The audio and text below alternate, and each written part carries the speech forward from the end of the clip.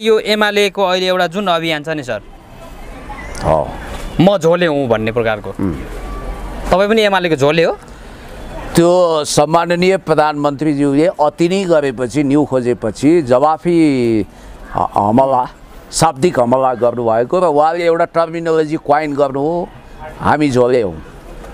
अर्थात् एक हिसाबले भन्नुपर्दा सामन्ती तन्त्रको कलपुर्जा हुनुभन्दा अथवा कसैको रैती हुनुभन्दा विकास र समृद्धिको झोला बोक्नु उचित हो। त्यो झोले हुनु गलत कुरा होइन, ब्रिफकेसै हुनु भएन। याद गर्नु होला मित्र, मैले धेरै वर्ष अगाडि तपाईँहरूको मिडियामा इन्टरभ्यू दिँदा एउटा कुरो भनेको थिएँ, म ब्रिफकेसै होइन जहाँ हरिया डलर युरो भारू थुप्राइन्छ, जुन सुटकेस र ब्रिफकेसभित्र गाँजा चरेस हिरोइन हुन्छ, कोकिन हुन्छ, त्यो बोक्ने मान्छे होइन।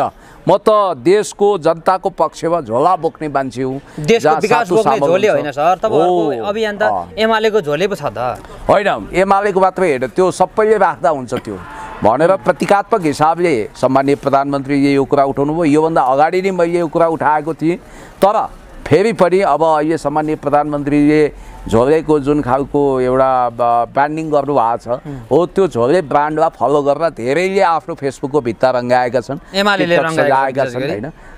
त्यस्तो देखिएको छ। जस्तो उप प्रधानमन्त्री विष्णु पौडेलज्यू, पार्टी महासचिव शङ्कर पोखरेलज्यू, त्यसै गरी उपमहासचिव सल्लाहकार विष्णु रिवालज्यू, त्यसै गरी अन्य महेश बस्नेतज्यू लगायतका धेरै नेताहरूले र पार्टी बाहिरका पनि कतिपय मान्छेहरूले त्यो ट्याग भिरेर हिँडेको देखेँ। त्यसमा म आश्चर्य मान्दिनँ, किनभने हुन त कतिपयले भारतमा नरेन्द्र मोदीले मैं चौकीदार हुँ भनेर उहिले त्यो एउटा खालको अभियान छेड्नु भएको रहेछ, क्याम्पेन। त्यसैको कपी एन्ड पेस्ट भने, तर त्यस्तो होइन। र साँच्चै गर्दा एमालेलाई नाफा चाहिँ के भयो त सर? यो त एक प्रकारले भन्यो भने झनै गिर्यो त एमाले त जनताको आँखा। होइन, यसले डिजास्टर पनि हुँदैन, खासै नाफा पनि केही नहोला। र व्यक्तिगत रूपमा मैले चाहिँ फेरि त्यो आफ्नो फेसबुकको भित्ता रङ्गाएर त्यो लेखेको छैन। किन लेख्नु भएन? तपाईँलाई मैले प्रश्न यो पनि गर्नेवाला थिएँ कि प्रधानमन्त्रीले लेखिसक्नु भयो, तपाईँले किन लेख्नु भएन? होइन, हामी भनेको म जननेता मदन भण्डारी मान्छु, पार्टीको नीति कार्यक्रम विचार मान्छु र म सदाचारी हुँ। म देशको पक्षमा, जनताको पक्षमा, विकासको पक्षमा, समृद्धिको पक्षमा अगाडि बढिरहँदा मलाई झोले भनिरहनु जरुरी छैन, किनभने झोला बोक्ने मान्छे झोले नै हुन्छ भन्ने पनि छैन। र झोले शब्दलाई पछिल्लो समय नेपाली समाजमा अपमानकारी र हेपा दृष्टिकोणले हेरिने हुनाले मजदुरले पनि झोला बोक्छन्, विद्यार्थीले पनि झोला बोक्छन्, हर कसैले झोला बोक्छन्, तर झोले भन्नाले त्यो राम्रो नसुनिने अशोभनीय शब्द हुनाले त्यो शब्द प्रतीकात्मक रूपमा भाषण गर्दा त काम लाग्यो। तर मेरो विचारमा मैले चाहिँ त्यसलाई किन अहिले भित्ता रङ्ग्याइन, त्यो शब्द प्रयोग गरेर त्यसलाई ब्रान्ड किन बनाइन भने, अब यसले गर्दाखेरि हामीप्रति कटाक्ष गर्ने, व्यङ्ग्य गर्ने, मेमे ट्रोल मिमिक्री गर्ने, अनि त्यसपछि ट्रोल बनाउनेहरू, यसमा भिडियो बनाउनेहरू, रोस्ट गर्नेहरू धेरै हुने हुनाले मैले चाहिँ त्यो गरेको छैन। अब यो सरकार यति बेला जसरी तपाईँहरूको यो 2/3 लगभग झन्डैको सरकार अगाडि बढिरहँदाखेरि चाहिँ अब यो भिजिट भिजा प्रकरणमा आवरणमा चाहिँ मानव तस्करी गरेको भनेर गृहमन्त्रीलाई आरोप पनि लाग्यो। अब यो खास कसरी यहाँले हेरिरहनु भएको छ सर? विशेष गरी यो केपी शर्मा ओली जो तपाईँहरूको पार्टीको अध्यक्ष पनि हुनुहुन्छ र अहिले देशको प्रधानमन्त्री पनि हुनुहुन्छ, उहाँले पनि उहाँ विरुद्ध छानबिन समिति बनाउनु पर्दैन भन्नुभयो। यो यसरी दुईटा पार्टी मिलिजुली आफ्नो भ्रष्टतालाई बचाउँदै जोगाउँदै जाँदा गर्दाखेरि यो त एमालेलाई पनि घाटा हुँदैन सर? अब यो हेर्नुहोस्, घाँटी जोड्यो भन्दैमा सर किन यो सुन्नु न मेरो कुरो, अघोषित र अज्ञात पञ्चायतमा पनि भिजिट भिसा रहेछ। सुन्नुहोस् है, त्यो चाहिँ गुमनाम गुपचुप आफ्नो तरिकाले भिजिट भिसा लगाउने, त्यसरी जाने, उर्तीपूर्ति गर्ने, चलखेल गर्ने त्यो बहुदल कालमा भयो। र लोकतन्त्र पछि पनि हरेक गृहमन्त्री भिजिट भिसामा मुसिन्छ। सुन्नुहोस् है, यो भन्नै पर्दैन, चाहे त्यो तपाईँको बालकृष्ण खाँड होस्, चाहे वामदेव गौतम हुन्, चाहे नारायण काजी श्रेष्ठ हुन्, चाहे रवि लामिछाने, चाहे अहिलेको गृहमन्त्री रमेश लेखक, हरेक गृहमन्त्री मुसिने हुनाले र यो प्रकरण एउटा ठुलो भ्रष्टाचारको प्रकरण छानबिनको दायरामा सबैलाई ल्याउनु पर्यो, ल्याउनु पर्छ, सबैलाई ल्याउनु पर्छ। र माओवादीले अनि तपाईँहरूको पार्टी अध्यक्षले किन देशको प्रधानमन्त्री पनि भनौँ, सम्माननीय प्रधानमन्त्रीले चाहिँ छानबिन समिति बनाउनु पर्दैन किन भन्नुभयो? अब उहाँको कुरा, उहाँले जिम्मेवारी लिने कुरा हो। सायद अब छानबिन समिति बनाउला र गृहमन्त्रीज्यूले पनि नैतिकताको आधारमा उहाँले रवि लामिछानेमाथि नैतिकताको चोरौला ठडाउनु भएको छ र उहाँले पनि राजीनामा दिँदा राम्रो हुन्छ, बाटो खोल्नुपर्छ भन्ने मेरो मान्यता हो। जब तपाईँमाथि प्रश्न उठ्छ भने तपाईँले छानबिन गर्ने मौका दिनुपर्छ र यो दुनियाँमा धेरै ठाउँमा नैतिकताको प्रदर्शन पनि भएको छ यस प्रकारले।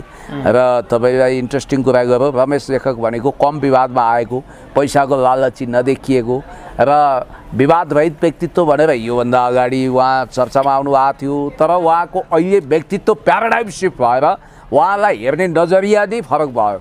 अब मैले यहाँ ट्रोल बनेको भिडियो हेरेँ उहाँ प्लेनमा बसेर सर भिजिट भिसामा उड्नु भएको दृश्य यो विषयलाई लिएर जसो प्रधानमन्त्रीले जुन अभिव्यक्ति दिनुभयो नि सर, त्यहाँ मान्छेहरूले के शङ्का गरे भने धेरैजनाले यो राजनीतिक विश्लेषकहरूले के पनि भने नि 50 लाख रुपियाँ दैनिक रूपमा गृहमन्त्रीलाई बुझाउँदै गर्दाखेरि गृहमन्त्रीको हातबाट चाहिँ अरूलाई पनि जाने, ऊर्जा मन्त्रालयतिर पनि जाने, प्रधानमन्त्रीलाई पनि जाने भन्ने प्रकारको शङ्काहरू पनि त्यो शङ्का आशंका गर्ने भने त योभन्दा अगाडिका हरेक गृहमन्त्री उठ्तीपूर्तिमा थिए होइन। सुन्नु, हरेक गृहमन्त्रीमाथि अनुसन्धान गर्नुपर्छ, चाहे नारायण काजी श्रेष्ठ होस्, चाहे यता रवि लामिछाने होस्, चाहे जोसुकै। अझ एउटा तथ्याङ्कले के देखाउँछ भने सबभन्दा बढी भिजिट भिसा प्रकरण त नारायण काजीजी र रवि लामिछानेको पालामा भएको छ भनेर तथ्याङ्कले देखाउँछ। म के भन्छु भने म यदि प्रधानमन्त्री हुन्थेँ भने यो विषयमा अध्ययन अनुसन्धान गर्थेँ, प्रतिवेदन आउँथ्यो, दोषी ठहरिए कारबाही गर्थेँ।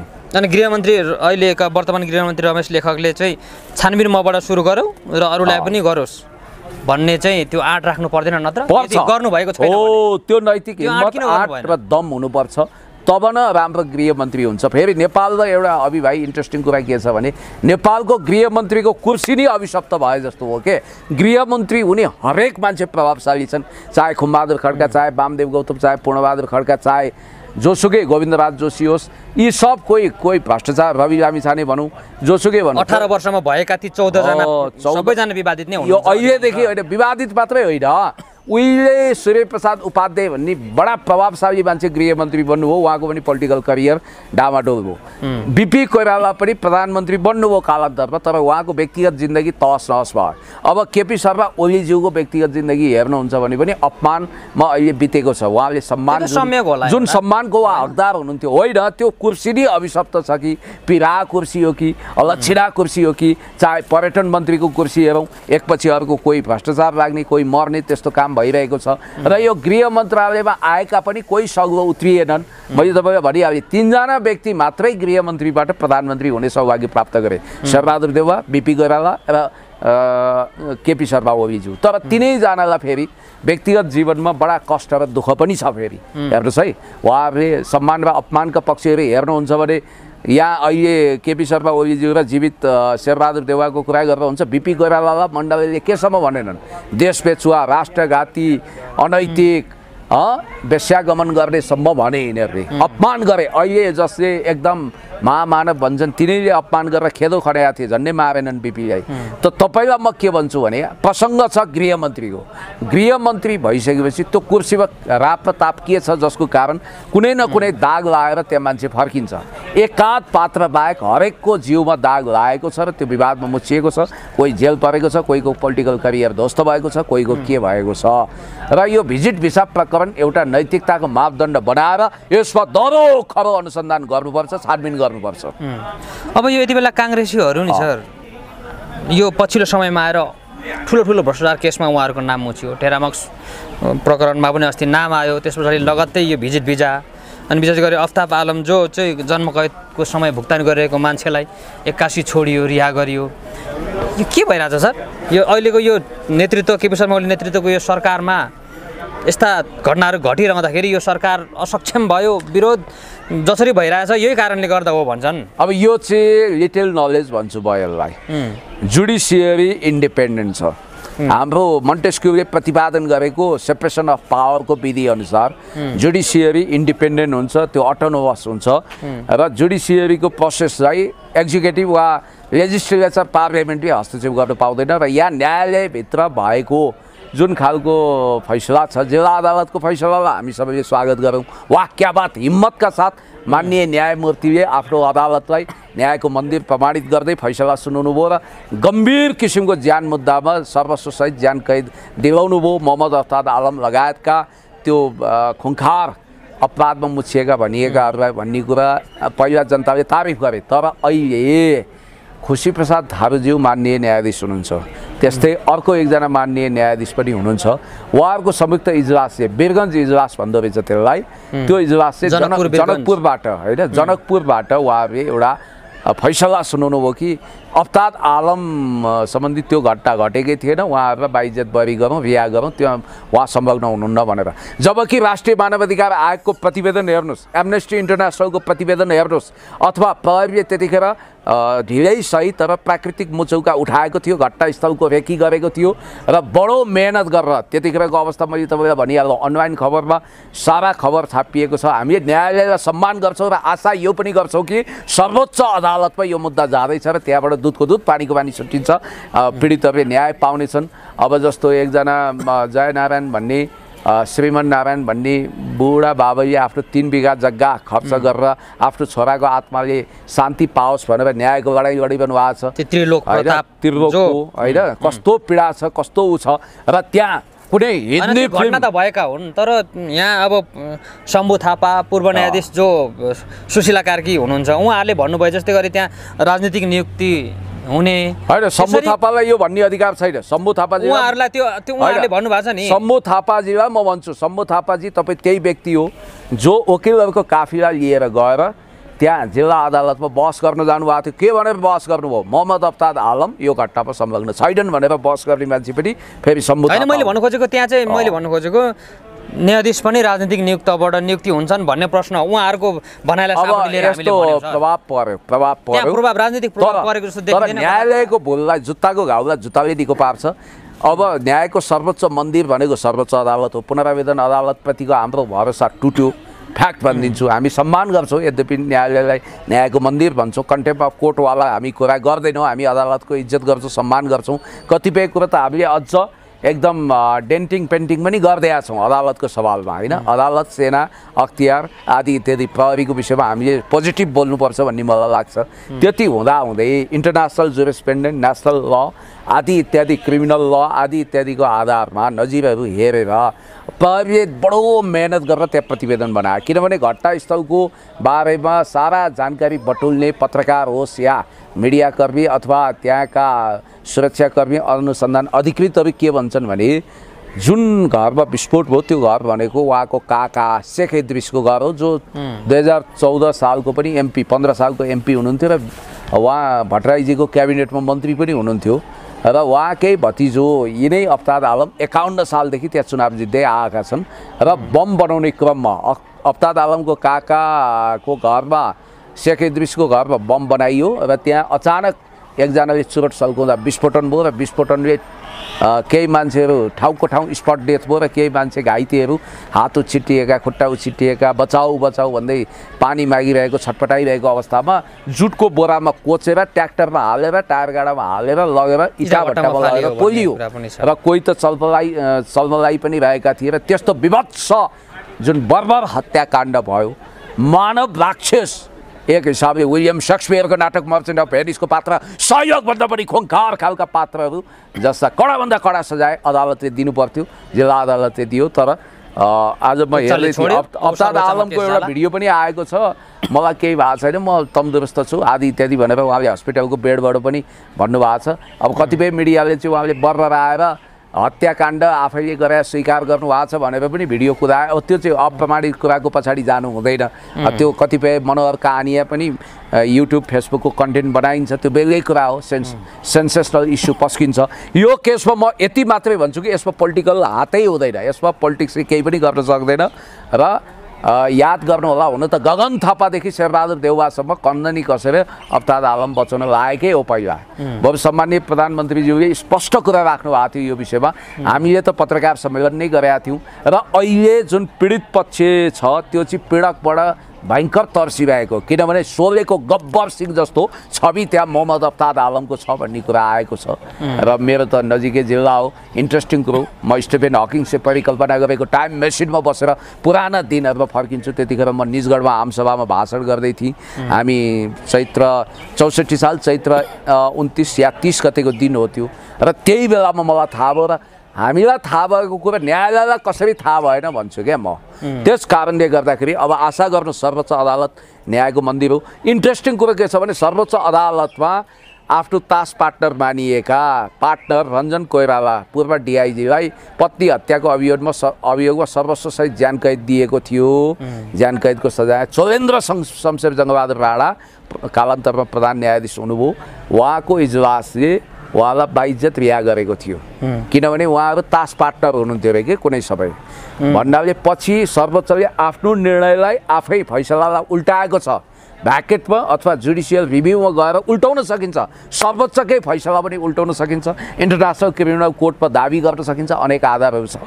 खैर यो विषयमा या पोलिटिकल म्यानिपुलेसनको कुरा नगरौँ। न्यायालयभित्रको एउटा विडम्बना हो र यो विडम्बनालाई न्यायालय आफैले सच्याएर अदालत अहिले पनि न्यायको मन्दिर हो भन्ने प्रमाणित गर्नेछ।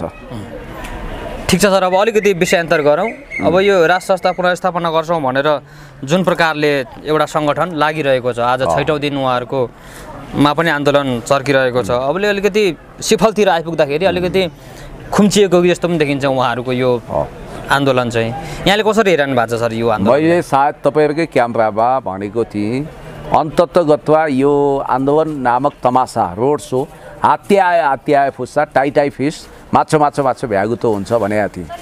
अब गजबको कुरा के भने यी राजाभन्दा चर्का राजावादीलाई एउटा अर्को बहाना मिलेन। उनीहरूले बर्सात टन्न हो मान्छे आएनन् भन्न पनि पाएन। बर्सात पनि छैन, मौसमले पनि साथ दिएको छ नि उनीहरूलाई।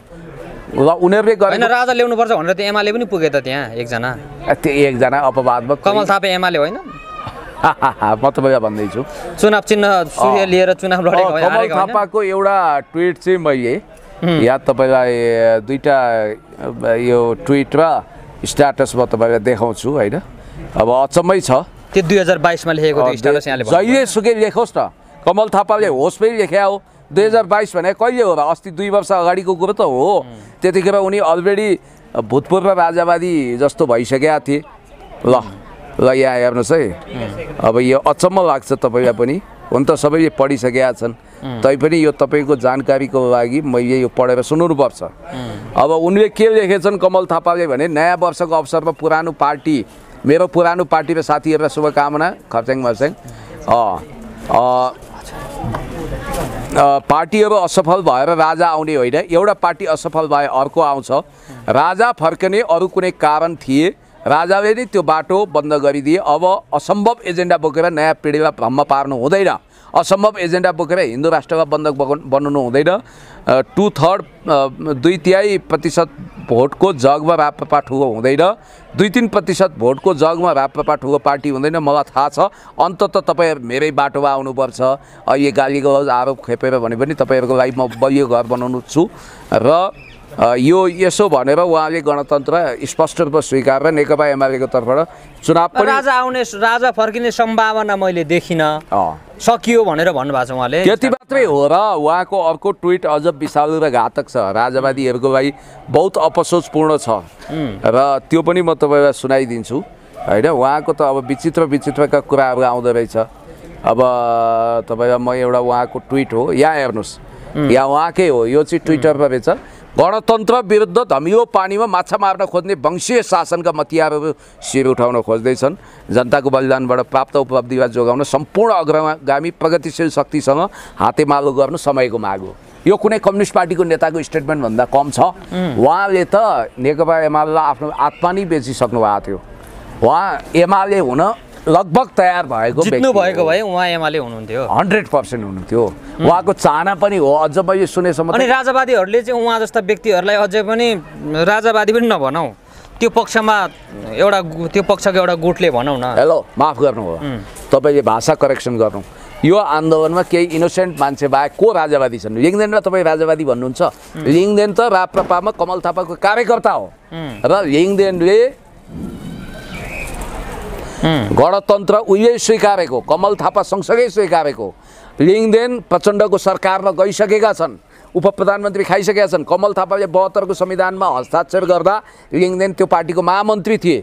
धर्मनिरपेक्षता सरकार हुँदाखेरि विश्वासको मत दिएर पठाएको भनेपछि त उहाँहरू पनि गणतन्त्र पक्षधरै देखियो नि। विश्वासको मत दिएको, आफै सरकारमा गएको, संघीयता स्वीकार गरेर प्रदेश सरकारमा भाग लिएको, बिना तामाङ नामक क्रिस्चियनलाई सांसद बनाएर क्रिस्चियनिटीलाई स्वीकार गरेर हिन्दू राज्यको एजेन्डा छोडेको, गणतन्त्रको भत्ता खाएको, सारा कुरा सहवरण गरेको, अहिले दुई कारणले गर्दा सडकमा आएको अवस्था।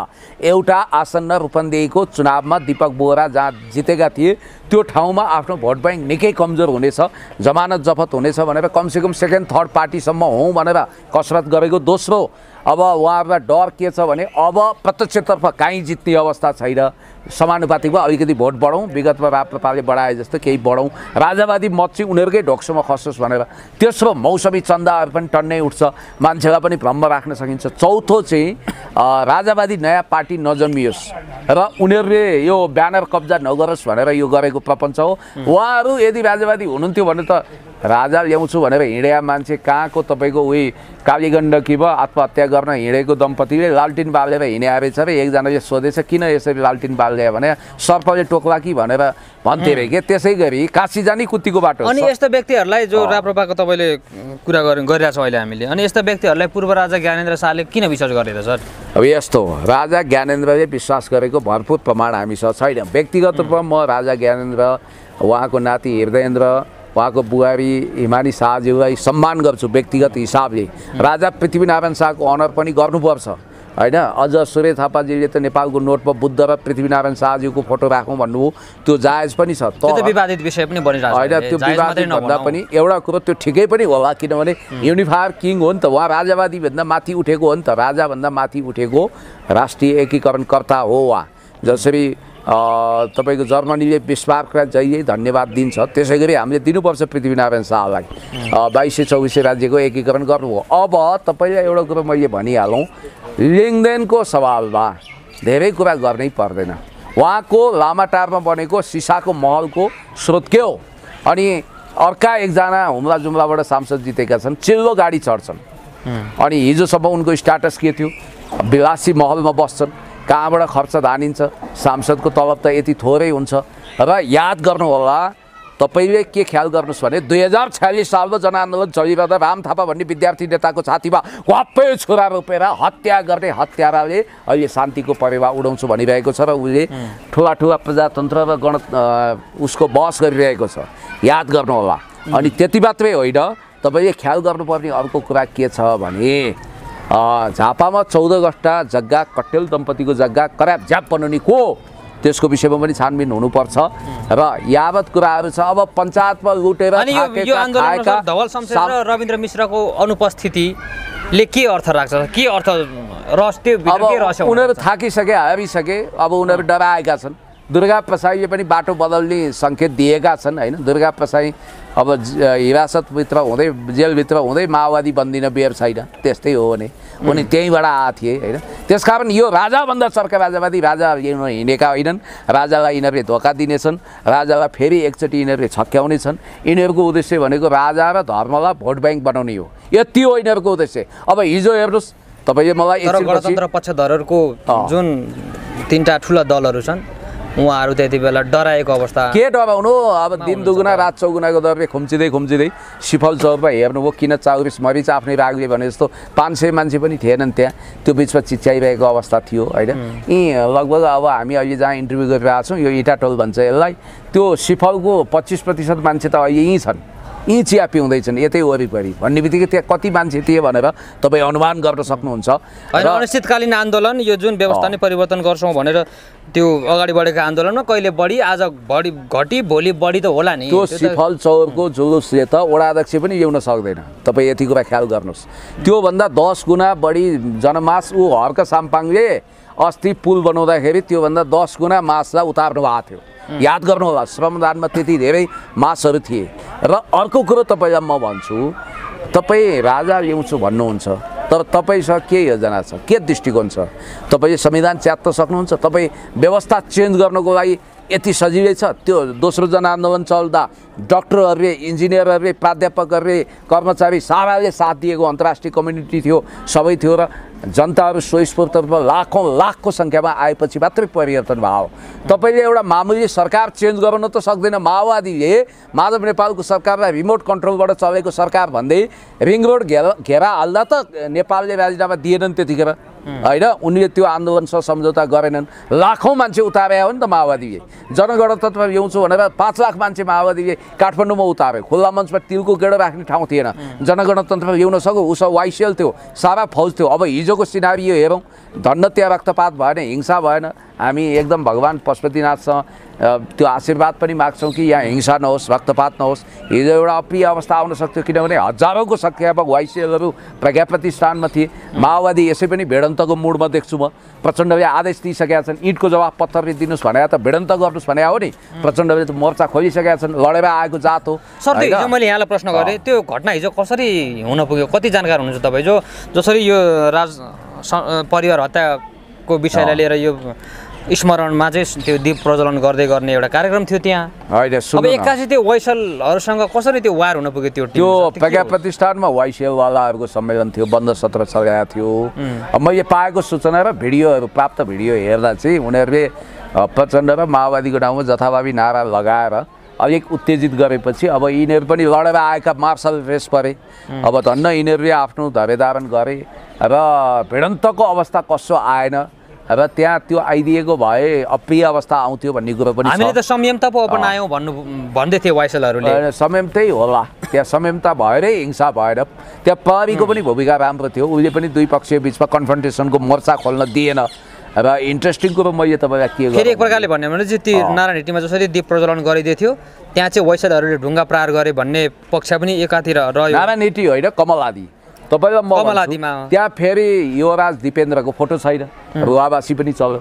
ए बाबा, युवराज दिपेन्द्रलाई हत्यारा बनाएर उहाँको इमेज खराब गरेर कलङ्कको टिका हिजो फोटो नराख्नु, त्यहाँ दिपेन्द्रको फोटो नहुनु, त्यो विवादित हुनुको उहाँहरूले भन्नु खोजेको त्यही हो, हत्यारा त्यही होला। तर दिपेन्द्रको बारेमा मनोहर कहानिया उपन्यास टाइपले रचियो र उहाँको इतिहास गलत र कल्पित तरिकाले चित्रित गरियो। वास्तवमा दिपेन्द्र भनेको राजा हुन लायक, योग्यतम, शालीन, भद्र र हिंसा विरोधी हुनुहुन्थ्यो भन्ने कुरो हामीले बुझ्छौँ। एउटा राजा हुनको लागि योग्य भएको मान्छेले देवयानी नामक युवती नपाएर अटोमेटिक मेसिन गन बोकेर आफ्नो बुवा, आमा, भाइ, अङ्कल सबैलाई सोत्तर बनाउँछ। अनि राजा ज्ञानेन्द्रको परिवारलाई चाहिँ खरोच पनि आएको छैन। राजा ज्ञानेन्द्र त्यहाँ हुनुहुन्न, फेरि रहस्यमय तरिकाले त्यहाँ हुनुहुन्न र पारसलाई पनि केही भएको छैन। युवराज पारस अरू वंश विनाश भएको छ। विदेशमा हुनुहुन्थ्यो अरे भन्ने सुनेको त्यो हत्याकाण्ड हुँदै गर्दा को ज्ञानेन्द्र परिवार होइन, कहाँ विदेशमा हुन्छ? तपाईँ इतिहास पल्टाउनु न। उहाँ देशभित्रै होइन, त्यसरी पनि व्याख्या गर्छ नि त मान्छेले। व्याख्या गरेको त त्यो उपन्यास लेखेको हो। हामीलाई त सबै कुरा थाहा छ। रातदरबार हत्याकाण्ड त हिजो जस्तो लाग्छ मलाई त्यो घटनाको भोलिपल्टदेखि नै अप टु डेट छु म। सबै कुरा मलाई थाहा छ। तपाईँलाई जसरी तपाईँले अध्ययन गर्नुपर्दा तपाईँको उमेर कम थियो, एकदम केटाकेटी हुनुहुन्थ्यो, तर हामी त लक्का जवान थियौँ। हामीलाई सबै घटना एक एक फिल्मको दृश्य जस्तो लाग्छ होइन। र त्यहाँनिर राजा हुन लायक दिपेन्द्रले चाहिँ कालो पदार्थ खाएर, अर्थात् हिरोइन कोकिन के खायो होलान्, अनि रटट भटट गरेर मारेको भनेर गलत प्रतिवेदन बनाइयो। र सायद दिपेन्द्रको आत्मा अहिले नेपालको सबभन्दा दुखी आत्मामध्ये एक हो, जो आफै त्यो काण्डमा पर्नुभयो। अब भन्नेहरू के भन्छन् भने इन्डो वेस्टको योजनामा नेपालमा त्यतिखेर माओवादीलाई पिस प्रोसेसमा ल्याएर पिस सेटलमेन्ट गराएर अन्तरिम प्रधानमन्त्री वामदेव गौतमलाई बनाउने, राजा वीरेन्द्र शक्तिशाली राजा हुने र प्रचण्डलाई त्यसपछि पिस सेटलमेन्टमा ल्याएर दललाई इग्नोर गरेर जाने यो योजना बनेपछि इन्डो वेस्टले वास्तवमा त्यतिखेर नेपालको पनि अब सेनाको एउटा पङ्क्ति होला, त्यतिखेरको शाही नेपाली सेनाको र दरबारभित्रकै एउटा पङ्क्तिलाई प्रयोग गरेर त्यो घटना घटाएको भनेर कतिपय मान्छेहरूले विश्वास गर्छन्। अब यो John of Kennedy victory has 1000 father but defeat is always orphan भनेर स्टेटमेन्ट दिने जोन अफ केनेडीको जत्तिकै रहस्यमय हत्याकाण्ड छ दरबार हत्याकाण्ड। यसको पहिली पाटो पक्षको विषयमा हामीले धेरै व्याख्या विश्लेषण गरेर फाइदा पनि छैन। त्यसैले मैले तपाईँलाई भन्न खोजेको के भने कुरो र कुलोलाई जता लगे पनि लान्छ। र यो राजेन्द्र लिङ्गदेन र ज्ञानबहादुर शाही उर्फ ज्ञानेन्द्र शाही भनेको यिनीहरू राजावादी थिएनन् पनि। त लिगेसी राष्ट्रवादी विद्यार्थी मण्डलबाट आएको उनीहरूले धङधङी होला, ह्याङओभर होला। अब उनी अहिले कमल थापालाई आफ्नो सबभन्दा ठुलो माइबाप ठान्छन्। उनले भोलि राजै कमल थापा भनिदिने बेर छैन। त्यसकारण अहिले कमल थापाको रुवाबासी लडीबुडी केही अर्थ छ? हिजो गणतन्त्रवादी हामीभन्दा चर्को गणतन्त्रवादी बनेर यिनी आए कमल थापा। र म अहिले पनि के भन्छु भने तपाईँलाई राजा चाहिएको छ भने राष्ट्रिय सहमतिमा जानुहोस्। एमाले काङ्ग्रेस माओवादी सहितको एउटा बृहत्तर सहमतिले भू राजनीतिक अवस्थामा एक थान राष्ट्रपतिको सट्टा राजा अपरिहार्य छ भनेर यदि राष्ट्रिय सहमति भयो र त्यसमा अन्तर्राष्ट्रिय लिगेसी सहितको एउटा सहमति भयो भने त्यसले डिक्लेयर गर्छ नवराज सुवेदीले राजा ल्याइदिने। कमल थापा सुन्नु न मेरो कुरा, म तपाईँलाई भन्छु कमल थापा नवराज सुवेदी लिङ्गदेन हिजोको इन्टरभ्यू हेर्नुहुन्न।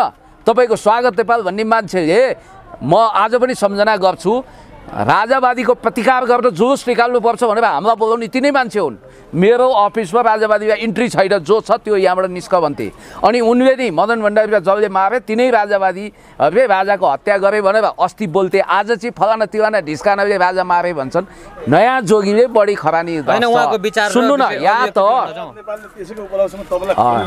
छोड्नु यहाँ भमरा छ। म यस्तो यो गलत फुल सुन्दिनँ। र तपाईँलाई अर्को कुरो म के भन्छु भने सुन्नुहोस् है, बरु हाम्रो डिल्लीराम खनालजी जस्ता निष्ठावान उहाँ आफूलाई राष्ट्रवादी भन्नुहुन्छ, उहाँहरूले चिन्ता र सरकार व्यक्त गर्नुभएको छ। यो घुसपैठ भनेको नि बिचरा त्यो 10,000 20,000को जागिर खाने सिआइडी विभागको कर्मचारीले घुसपैठ गरेर हुँदैन के। घुसपैठ जुन दिन कमल थापा यो आन्दोलनमा आयो त्यो दिन उसले समाप्त पारिदिइसकेको छ यो आन्दोलनलाई, जिउँदै छोरा धसिसकेको छ। कमल थापा भनेको तपाईँको कम्प्लिटली एमालेमा प्रवेश गर्न तम तयारी भएको तर उपाध्यक्ष पदमा बार्गेनिङ नमिलेर अडिएको मान्छे हो। तपाईँलाई म स्पष्ट रूपमा भनिदिन्छु। अब उपाध्यक्ष होइन उपमहासचिवसम्म दिने कुरा आएपछि रोकिएको।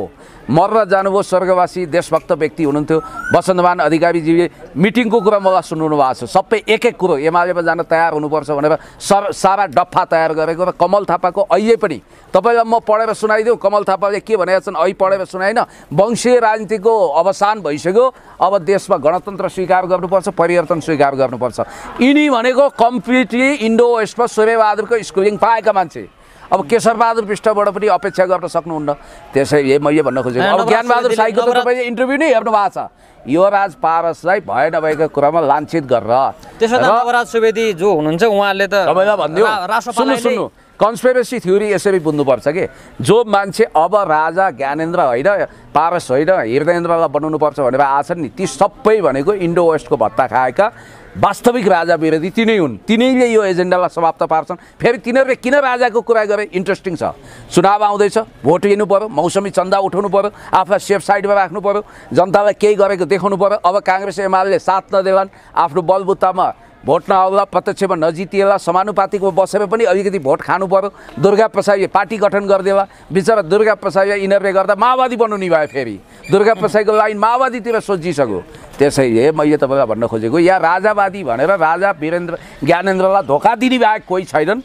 र यसको बारेमा चाहे नवराज सुवेदीको कुरा होस्, चाहे कमल थापाको होस्, चाहे लिङ्गदेनको होस्, चाहे जोसुकै होस्, यिनीहरू नक्कली राजावादी हुन् र यिनीहरूबाट राजा आउनु र खिर्राको भोटमा जाइसक्यो। अब अन्तिम एउटा प्रश्न सर, नवराज सुवेदीले राष्ट्रपाललाई आह्वान गर्यो हामीलाई साथ दिनुहोस् भनेर, त्यही नक्कली कुरा हो नि त।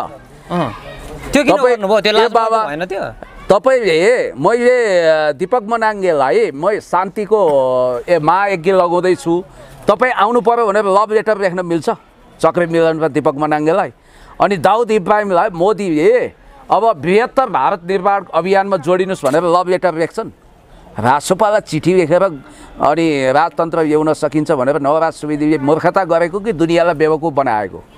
अनि यिनै मान्छे हुन् किताब लेखेर त्यो रको डिजाइनमा लेखिएको किताब हो र त्यो किताबमा राजा ज्ञानेन्द्रको ओमेगा घडीको कुरादेखि सूर्यबहादुर थापा भनेको पछिल्लो कार्यकालमा सबभन्दा चर्को गणतन्त्रवादी थिए। उनको लगभग रैती जस्ता थिए यी नवराज सुवेदी। अब सूर्यबहादुरको जिउबाट खाइरहेको खाना खस्यो भने सेतो रुमालले पुछ्दिने गर्थे। उनी राजावादी होइनन्, उनी सूर्यबहादुरवादी हुन्। बुझ्नुपर्ने कुरा इन्ट्रेस्टिङ छ। राजालाई सबभन्दा बदनाम गर्ने किताब कुनै छ भने नवराज सुवेदीको किताब हो। त्यहाँ चाहे भारतीयहरूलाई नागरिकता दिने कुरा होस्, चाहे ओमेगा घडीको कमिसनको कुरा होस्, राजा ज्ञानेन्द्रको इमेजलाई धक्का लगाउने मान्छे कोही छ भने कमल थापा र लिङ्गदेन त छँदैछन्, यो ऊ पनि हो। अब ज्ञानबहादुर साईले त उहिले वा राप्रपाकोमा गएर भाषण गर्दा कहाँ राप्रपाले राजा ल्याउँछ? कमल थापाले ल्याएन हामी कहाँ ल्याउँछौँ भनेर भनेका छन्। माओवादी भेटे माओवादी जस्तै हो। यस प्रकारको यो जाली झेली रकमी तिकडमबाजी गर्न छोडिदिउँ। राजा फर्किँदैन त्यसो भए? होइन, अब राजालाई यिनीहरूले फर्काउन सक्छन्, यिनीहरूले फर्काउँदैन। स्पष्ट हुनुहोस्। हस्, धन्यवाद। Thank you so much.